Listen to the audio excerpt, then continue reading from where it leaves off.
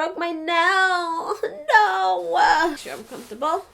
This one is for my internet aunties. I heard you loud and clear. And to be fair, it's about time I do a pregnancy update. This is going to be all about my second trimester, although I'm in my third trimester now. We're playing a little catch up, but it's all good. I've been pregnant. That's my excuse for everything now.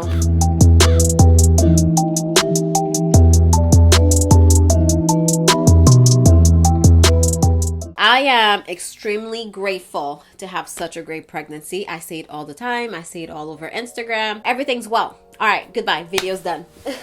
I think preparing my body for pregnancy is the reason why everything is going so well, because it sure as hell is not genetics.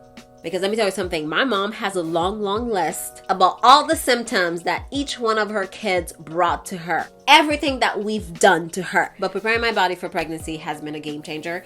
Plus the fact that I was already working out, eating healthy, made it easier to carry these habits during the pregnancy. Overall, everything is great. But let's get into the nitty-gritty details because, you know, that's why you're here. By the way, if you don't know how my first trimester went, I will link a little video over here and down below for your viewing pleasure. The first thing that I experienced at the beginning of my second trimester is what I now know as round ligament pains. I didn't know that was a thing, but now I know. Actually, I've been reading this book called The Cycle of Pregnancy. And in the book, that's what I discovered. I was like, oh my God, that's what was going on. Of course, I just associated the pain with me growing, getting bigger, which basically that's what it is. But it was really on one side too. So I'm glad to know what it is exactly. I still have a stuffy nose, although I'm trying to like wean myself of the drugs because I've been taking Claritin as well as a nasal spray. I don't like taking these things forever. So I'm trying to like cut back and see how I do. So far so good. But what I realized also helped is actually breathing properly. And it's really odd because I'm taking this class right now. Let me tell you something. When it comes to this pregnancy, all I'm doing is educating myself because I don't want to be the one that just don't know what's happening to my body. And I also don't want to be the one that is clueless during labor. It's just not what we're going to do. One thing that I'm learning in one of the courses that I'm taking is how to breathe from your diaphragm, which is the best way to breathe. That's how we should be breathing. But a lot of us breathe in a shallow way. So you're breathing like up here or in your belly when you should be breathing from your diaphragm. So like this should expand when you take a deep breath. Ironically enough, when I do that, I find that it actually helps with the stuffiness of my nose. A stuffy nose apparently is common during pregnancy because of all the hormones and also because of blood flow through your nasal cavity, which makes them swell. So then you end up being congested. Anyways, that's what I learned, girl. So I'm just here to tell you what I've learned. The other big symptoms that I've noticed during my second trimester is the fact that, first of all, we love the girls. The girls are girling. They are sitting right. I have never seen, look at this. I am cheesing. I've never seen my boobs so voluptuous and I love them. But one thing that I've noticed is I have this like darker skin all around my boobs. So starting from like under my armpits into my boobs, and if anything, I feel like I have like landing strips going to my areola. And speaking of areolas, they are dark. I was talking to my midwife about it, which I also got a midwife, so we're gonna talk about that a little later. She was saying the line that you get on your belly as well as the darker your nipples get is because babies don't see very well, but they're able to see contrasting colors. So your nipples get darker and you have the little line leading up to your boobs because it's like a guide for your baby to be able to find your boobs. Now, I don't know how accurate this is. I've never heard that before, but that's kind of interesting. And she also said some women get like darker around their eyes as well. That's because, you know, your baby's able to look up and see your face and your eyes, or at least recognize your face. I don't know. That may be like an old wife tale, but that's what she said. Now, in terms of my body, I feel great. I am still very much on top of doing my yogas in the morning, working out when I can, as well as stretching whenever possible. I try to move around a lot. I have been feeling some pelvic floor pressure though, which is normal as I'm growing, baby's getting bigger. It's more weight that I need to carry around. But typically it goes away when I stretch, when I do yoga. And I also, again, with the course that I'm taking, we'll put all the information down below. It's called the Bell Method. It's a push prep course. It's an 8-week course that prepares you for labor. Basically, it tells you everything that you need to know in terms of what to do, how to do it, when to do it. And the course comes with a workout component, which is like a Pilates type workout to really strengthen your hips, your pelvic floor, teach you how to breathe properly, breathe in a way that will release your pelvic floor, and also some workouts for you to work on your core so that you don't have, what is it called? Diastasis recti? I think that's what it is. That's when your muscle separates, which apparently happens in every pregnancy. But the more you work on your core pre and during pregnancy, you can lessen the extent of the separation, so then after your pregnancy you are able to get these muscles back together. All of these changes that happen to the women's body is just mind-blowing to me, and every day I'm just so in awe in terms of what's happening, especially now that I'm in my 3rd trimester. I feel like I'm growing so fast. It's just amazing to see. The biggest thing that I've been noticing as I get bigger is that my tailbone is starting to hurt, and I think that has to do with posture because I sit down a lot, I'm on the computer a lot, I have a tendency to slouch, and that doesn't help. So I've been very mindful to sit up straight and also to not sit on my tailbone because, oh girl, it's been sore. And it's so weird that I'm currently massaging my tailbone as I talk to you. Yikes.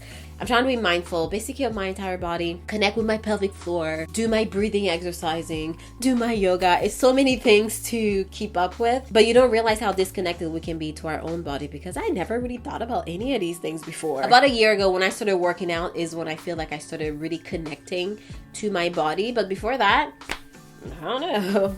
It was free for all, I guess.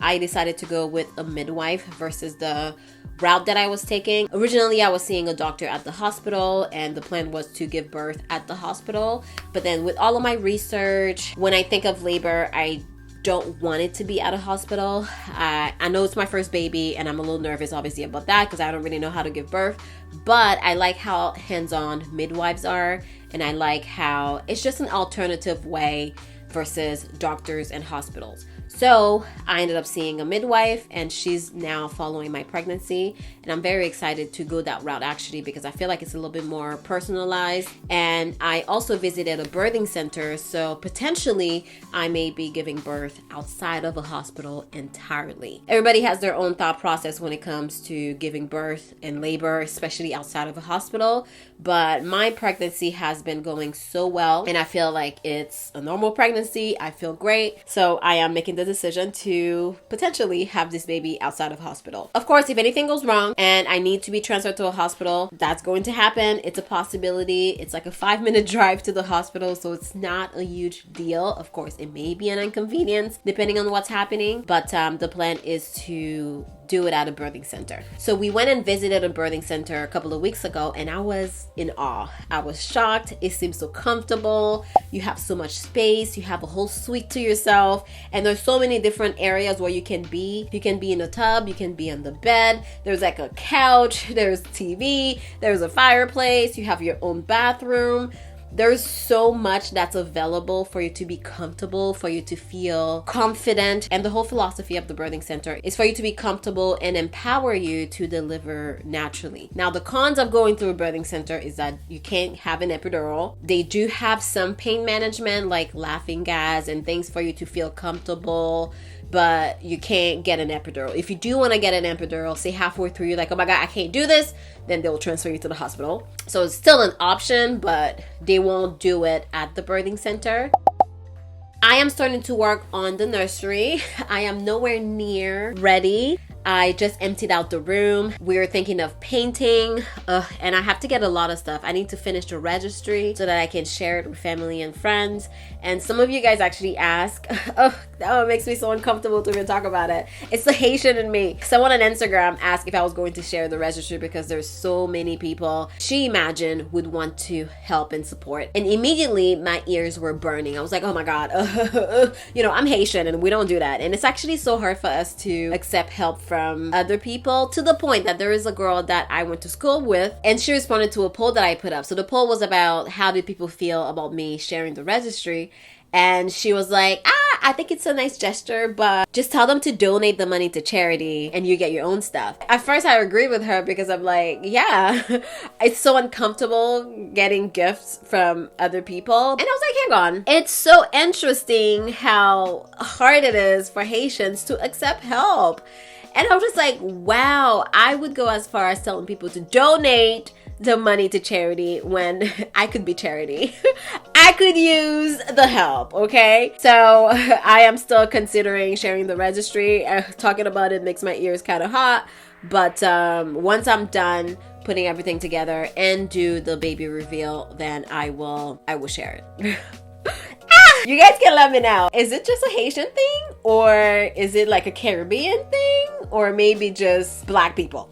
Right now, I am in my 3rd trimester. I feel like it's the home stretch right now. Baby's already head down. So it's just a matter of fattening the baby up and deliver. Oh my God, I can't believe I am this close to giving birth. It's crazy. Ugh. I will be doing the gender reveal next week, so stay tuned for that. Question of the day, what do you think I'm having? A girl or a boy? Leave your guess down below. I feel like I should show you my belly because there's so many old wives' tales about if you're carrying low, then you're having a boy. If you're carrying high, then you having, I don't know which is which, but someone actually sent me that the other day and I was like, I don't know if I believe in any of that. I feel like I don't believe in anything anymore, but you'll let me know. See what I mean about eating healthy? I'm having a green smoothie, y'all, and this has fruits, kale, protein powder, chia seeds, and coconut milk and water. That's what's in here. If you're wondering, my hair is a twist out. And yes, girl, it looks fabulous. And this is the 2nd trimester update. There's a lot more videos that I want to whip out when it comes to pregnancy and me getting ready. The nursery I gotta finish. So be on the lookout for these type of videos. If you have any questions, leave them down below. And I will see you in my next one. Bye.